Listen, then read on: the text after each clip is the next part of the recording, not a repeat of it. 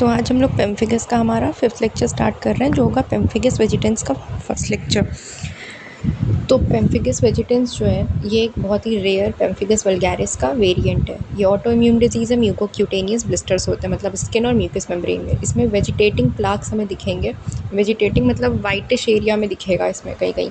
फिर एटियोलॉजी इसकी क्या है, ऑब्वियसली ऑटो इम्यून बताया। इसमें आईजीजी ऑटो एंटीबॉडीज़ जो है वो डेस्मोग्लिन 3 पे अटैच हो जाती हैं और ब्रेक कर देती हैं वहाँ के जो बॉन्ड्स है सेल के बीच के डेस्मोसोम्स के, जिसकी वजह से कैंथोलिसिस होता है। क्लिनिकल फीचर्स क्या होते हैं, तो क्लिनिकल फीचर्स में हम लोग सबसे पहले देखते हैं कि अनकॉमन वेरिएंट है ये हमारा वल्गैरिस का। 40 से 50 साल के बीच में होता है generally. Oral mucosa, skin, groin और एक्जिला जैसे एरियाज जनरली इसमें इन्वॉल्व होते हैं। कॉमन ओरल साइट्स इसके बकल म्यूकोसा, पैलेट, जिंजाइवा, टंग, ये सब होते हैं। पेनफुल हो सकता है ये। इसमें ईटिंग और स्पीच में दिक्कत आती है, माउथ से स्मेल आ सकता है पेशेंट के, और सेकेंडरी इन्फेक्शंस हो सकते हैं। अब होता कैसे, ये ब्लिस्टर बनेगा, रप्चर हो जाएगा, उसकी वजह से हाइपरट्रोफिक वेजिटेटिंग प्लाक दिखेगा हमें। अब ये दो टाइप का होता है, न्यूमन, हेलोप्यू। तो न्यूमन जो है वो सीवियर होता है, ब्लिस्टर्स इसमें फॉर्म होंगे पहले, और हेलोप्यू में पस्ट्यूल्स फॉर्म होते हैं सबसे पहले, वो लेस सीवियर होता है। हिस्टोपैथोलॉजी में क्या होता है, तो कैंथोलिसिस दिखेगा हमें सुप्राबेसल लेयर में। इसके अलावा हमें सुप्राबेसलर स्प्लिट इसमें भी दिखेगा।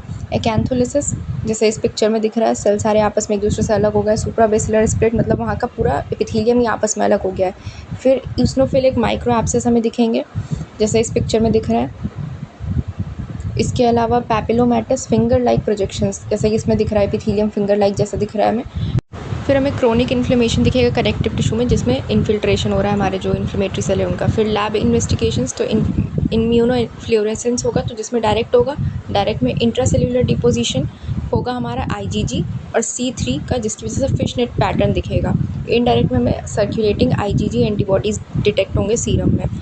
फिर कुछ इस तरह का दिखेगा हमें इम्यूनोफ्लोरेसेंस।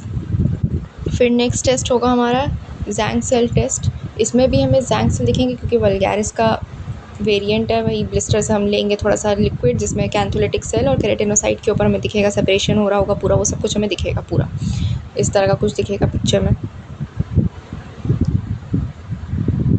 अब इसका जो डीडी और ट्रीटमेंट बचा हुआ है वो हम लोग नेक्स्ट लेक्चर में करेंगे, और उसके बाद वेजिटेंस भी ख़त्म हो जाएगा। फिर हम लोग अपना फलीशिया से स्टार्ट करेंगे।